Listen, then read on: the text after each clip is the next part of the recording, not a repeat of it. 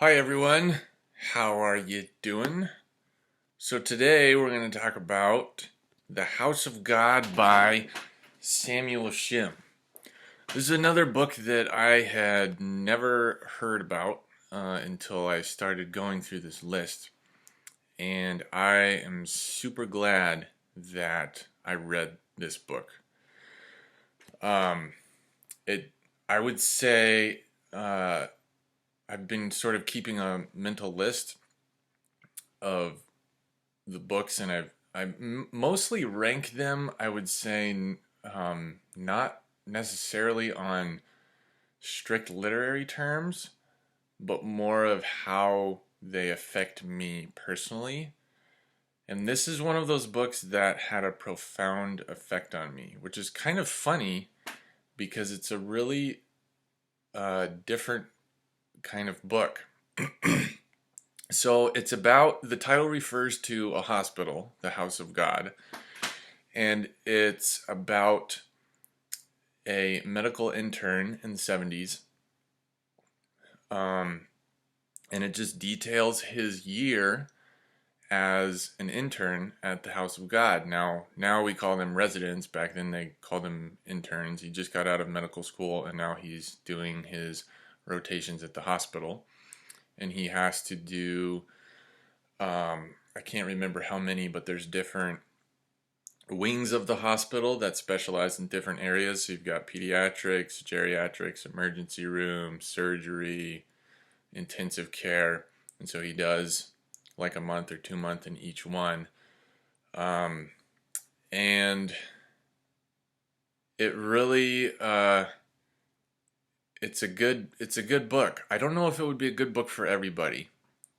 Anyway, I'll just start talking about it. So his first day on at the hospital, he gets taken under the wing by his supervisor, who is referred to as the Fat Man. So this book is, I think, almost entirely autobiographical. So he is sort of thinly veiling names and places as kind of a wink to the reader. He makes it obvious that he's doing this. So you don't know how much is embellished, but he kind of is winking at you, giving you the impression that pretty much all of this actually happened. And so he names this guy the Fat Man, and when he is talking to him in dialogue, he'll call him Fats, and you never know his real name, but everybody calls him the Fat Man in the book as sort of a pseudonym for this character. And so on the first day, a cardiac arrest happens, and what you're supposed to do is everybody's supposed to rush to that room and save this person. And he ends up hiding in the closet, I think, because he's so scared. And he's just a brand new intern. He doesn't know anything. Everything he knows, he's read in books. And so now he's expected to go and do the job of a doctor. And so the Fat Man talks to him and he's like, okay, you froze and now you feel like crap. Well, let me tell you this. It's not going to be the last time it happens. And don't beat yourself up about it. Remember, the first rule of medicine is the first thing to do in a cardiac arrest is to check your own pulse. And that's kind of how this guy talks. And he's such a great character. He ends up being the sort of the wise old man in this book that guides the main character. His name is Roy Bash. He ends up guiding Roy and all of his friends in the internship through the crazy world of medicine. And he's looked down upon, the Fat Man is looked down upon by all of the other doctors because he doesn't really follow the rules. There are these steps in escalation and procedure. You know, first you do this, and if that doesn't work, you do this and this and this. And the Fat Man's philosophy is he throughout the book he lays down all these rules, and so by the end you've got like 13. Rule number 1, rule number 2, and it's kind of like the movie Zombieland, where it's funny, like the rules, like rule number 1, cardio. It's kind of that sort of humor. And one of his rules is do as much nothing as possible. And he thinks he's crazy at the beginning of this book, and then he gets a new supervisor who's this woman named Jo, and she does everything by the book and ends up doing these really invasive procedures on these old geriatric patients who just like are constipated, and she ends up like, shoving tubes in there and IVs, and it's like, yeah, that's what's on the books for medicine. Those are procedures that will work, but they end up making the patient worse. And so there's this one throughout the book, he learns all these tricks, and there's a whole bunch of jargon that gets thrown out at you. So as you read it, you learn what these terms mean, and the book kind of teaches you as it goes along. There is a lot of pretty heavy medical terminology in it. So what I did actually is I read this on my iPad. I downloaded a PDF. You can get it online for free. And if there was a medical term that I didn't know, I would just click on it right there and look it up and bring up the definition, and then I could keep reading. And so that really helped. But a lot of the jargon that goes on in this book are acronyms, like GOMER, which stands for Get Out of My Emergency Room. And this refers to an old geriatric patient who is there because they're refusing to die. Basically, like this person needs to go home and be with family members and be allowed to live out the rest of their life with dignity among people they love. But since we have this technology now, we keep bringing them to the hospital and keeping them alive for much longer than God ever intended them to be, oftentimes in a state of discomfort. And so that's an example of some of the jargon that gets thrown around is GOMERs. And one of the fat man's rules is GOMERs don't die, and they just take up space. And that sounds cynical, and that's part of the point of this book. One of the reasons why this book is so brilliant is because it takes you through these characters' psychological stages, which he just does such a good job of it.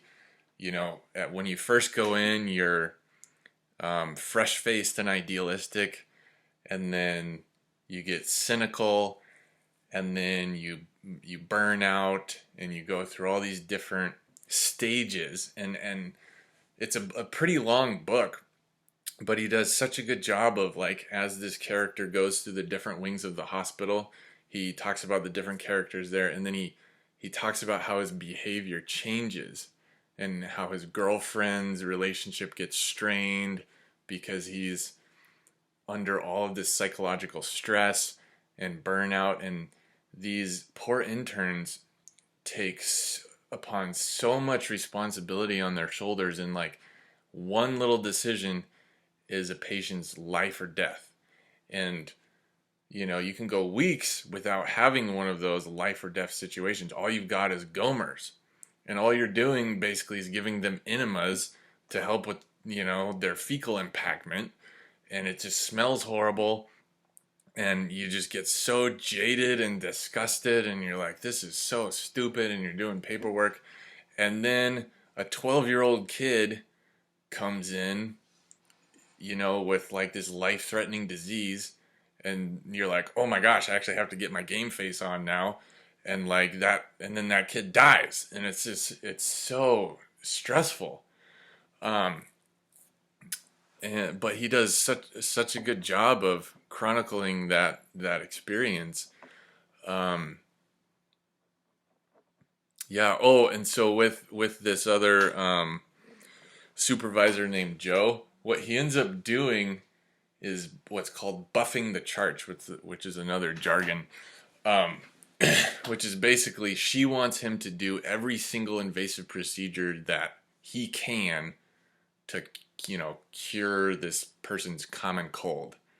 And so he fills out the paperwork lying, basically saying, yeah, I did that, I did that, I did that. When in reality, he's sitting in the nurse's station with his feet up drinking ginger ale with his intern buddy, and he's not doing anything for this patient, and the patient gets better. But he lied about the fact that he didn't do anything. He said, "Yeah, I did all those things and they got better," when in fact he did nothing and they got better. And so this is a constant sort of recurring thing that happens throughout the book. And so everybody looks at him like, wow, he's like the best intern. All his patients are getting better.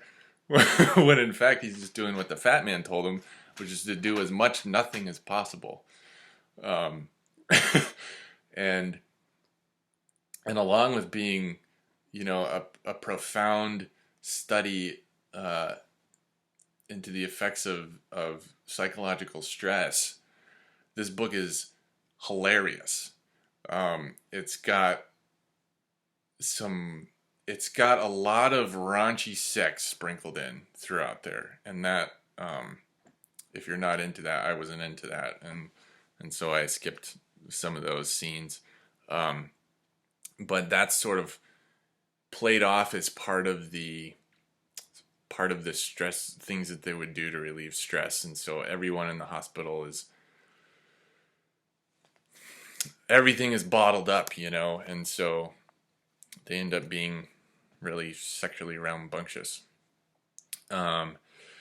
But the camaraderie that he experiences with his intern buddies is another real joy in reading this book. He's got his best friend is a black guy named Chuck, and their friendship is really, it just makes you smile reading their interactions. And they play basketball together out back behind the hospital, and they're just good buddies, and they help each other through.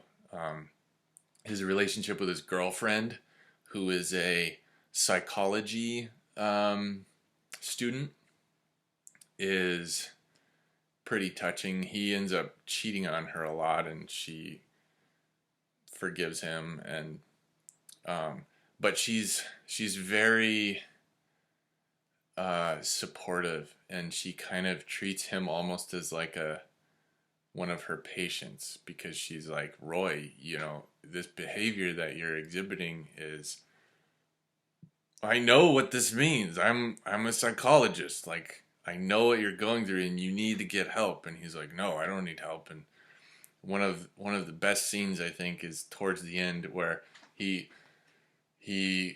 at one point gets burned out and will like show up late and just avoid going to the hospital, and like wears sweatpants instead of scrubs, and like doesn't shower, and he's just a mess. And then he gets sent to this different wing. I think it's the geriatric wing, and his supervisor there is this young guy who is so unrealistically positive. And there's like something off about this guy, but he's always just got this like smile pasted on his face. And he's like, this can be a really stressful occupation. So you know what I do? Two things: running and fishing. Running for the cardiovascular health, and fishing for the calm. And he's just like keeps just saying these platitudes of like, he's not a real person. He's just a mouthpiece for fake positivity. And so Roy, he's at the end of burnout, and he gets into this other wing of the hospital that's even worse, and so he just ends up imitating this guy. And so he takes on running and fishing, and on his day off he will go back into the hospital. And so he represses all of his feelings of stress and the damage that has been done to his soul through going through medical school and this internship, and has this like fake facade of like, I love the hospital, I'm gonna go to work and blah blah blah. And his friends and his girlfriend end up dragging him away from the hospital on his day off, and he's like, no no no, I want to go, I want to, this is where I belong. And they take him to a performance by Marcel Marceau, who is a mime. I'd never heard about him before, but apparently he was an influence on Michael Jackson. Michael Jackson took some of his moves from Marcel Marceau, and I ended up looking him up on YouTube. Anyway, they go and see his performance, and he has this one mime act which represents the entire life of man from birth until old age and death, within like 60 seconds. And he watches this and experiences catharsis and breaks down crying, and finally gives himself permission to feel all of the emotions that he's bottled up inside of him from going through. It's pretty intense what he has to go through, and so that scene is the point where he's able to finally experience release and healing. And it's interesting because I'd never read a scene like that. I remember learning in high school when we were studying like Oedipus and Antigone, like this is what the history of Greek theater was like, and not Augustine. Julius Caesar, I think, was the one. I might have that wrong, but somebody said the point of the theater is to give the people an opportunity to experience catharsis. And that never made sense to me until I read this book. I was like, oh, okay. Yeah, so this book has it all. It's got the humor, it's hilarious, it's got the tragedy. There's this one scene where he's caring for this patient that he's gotten to know really well, and the patient dies in his arms, and it's just really sad. And so upon researching this book, I found that it was kind of a landmark in bringing attention to the stress that medical interns have to go through. And because of this book, a lot of reforms were implemented in medical school to help deal with, the long hours, the lack of sleep, the trauma that they have to go through. So a lot of changes were put into place after this book was written. And I've read a lot of reviews, and most of the people that read this book are people in the medical profession. And the reviews range from people love it, they really, really relate to it, to where they hate it and they think it's disrespectful to their profession. I really related to this book personally because I had a past in the medical profession, and I went through a year of a type of medical school and experienced some kind of trauma similar to what happens in this character's experience. I actually had a girl that I knew from church die on my watch, and I was too young, I think, in my maturity to deal with it, and to really, I think I needed some more life experience before I would have gone through something like that. And so I finished that, and I passed, and I got good grades and everything, but I never ended up working in the medical field. I just took time. I just sort of put it behind me and decided this isn't what I'm gonna do. I'm just gonna try and forget about it. And I never sort of made sense of that period of my life Like I feel like I can look back on my life and sort of see that, this led to this and this led to this, and everything sort of fits together and has um, a coherent narrative that leads to the person that I am today. But then there's that glitch where, like, that year and a half where I was in that type of medical school, and there's some shame involved in there, like I wasn't tough enough to make it and stuff like that. And it I think reading this book for me really helped me deal with that. um, and one of the great scenes of this book is at the end when they're done with their internship, and they're under pressure to take a job in this hospital, the House of God. And so they talk to the fat man, and they're like, "Man, it's been a heck of a year. What do we do?" And he's like, "Well, let's all meet in the auditorium, and we'll have a little seminar." And so all of the uh, student interns get together and sit down, and they list all of the different directions they could go. Pediatrics, emergency surgery, geriatrics, and then psychology or psychiatry is the last one. And they start just listing out pros and cons for each one. And he has it written out, the list they come up with, and it's so funny, because it's like the practical thing to do, and but it's so funny what they come up with. And he says, at the end of it all, psychology was head and shoulders above all the other ones. And you read you read the pros list, and there's like 14 different types of eroticism that they have listed down under the psychology. So you can tell where their mind is at. But it's also like, you can actually cure people is under psychology, where that's not under any kind of the actual medicine. And he's thinking to himself, the times in this past year that were actually the most meaningful was when I was just having a conversation with the person. I wasn't poking a needle in their arm or shoving a pill down their throat, but I was building a relationship with them and getting to know who they were as individuals, not as a medical patient. And he's like, that did more good than any medicine I gave anybody.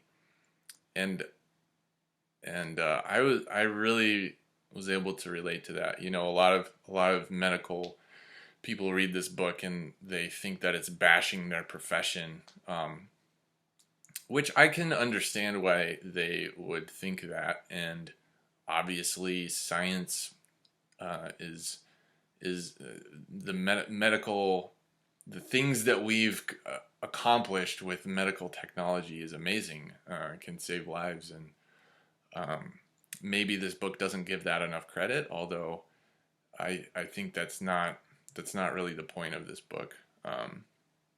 So I really am thankful that I got to read this. Like I said, it's wildly inappropriate in some areas, so you might want to skip over it. But if you can get it on your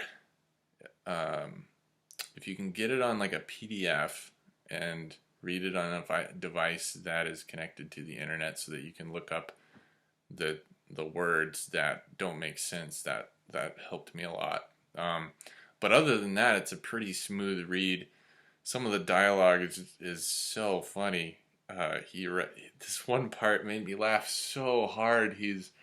This one nurse goes out on a date with one of the interns, and she's drunk, and she's talking on the phone, and her dialogue, he writes it so that she's slurring her words, and it's just so funny. It just made me laugh. Like, he's talking to her, and he says, the intern, he's having a really hard time. He might be under the threat of suicide.